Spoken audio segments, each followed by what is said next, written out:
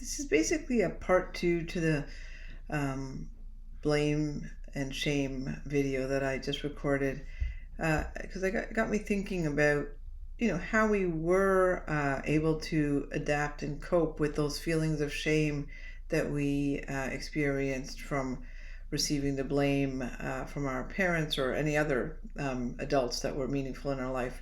And the question that came up for me was, what did we learn? What strategies did we learn to cope with that feeling? Because that feeling, like I said in the previous video, is such a heaviness. It's a overwhelming pain that creates beliefs about ourselves, of course, around being unlovable.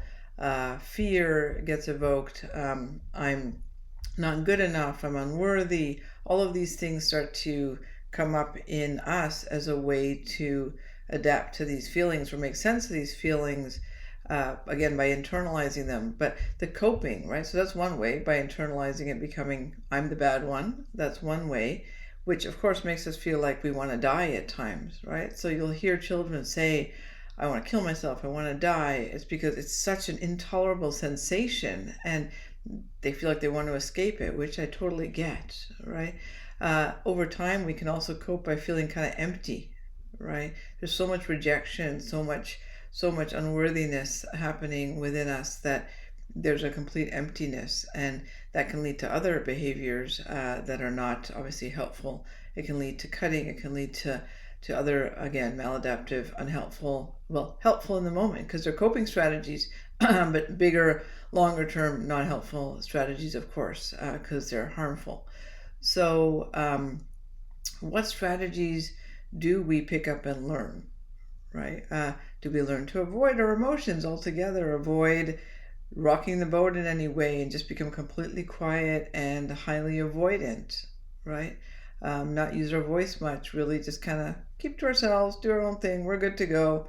Let's keep life quiet and okay, hopefully, right? So did I hide, basically? Or did I, get more dysregulated and try to, cope, but I couldn't because I was feeling so unnerved by it. I mean, there's no right or wrong answer. We did what we did as we needed to for our survival.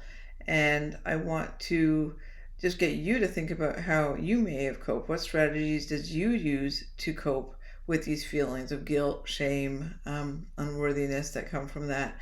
And how have you carried that forward to today as an adult? And then just question how that's going for you now. Do we need to keep that strategy active, or are we actually safe now, right? Do we have people in our life that maybe we can connect with? Can we internalize that and actually reparent ourselves a little bit? Or can we at least find the avenues to learn how to do this for ourselves now? Because situations have changed, yet that little kid in us always is the one that gets triggered. So, again, I'm just putting this out there. There's no right or wrong answers. I am just opening the door to thinking about ways that we can start changing what we learned as kids to be actually adaptive for us today, and then in turn adaptive for anybody in our lives that we are affecting today. Thanks.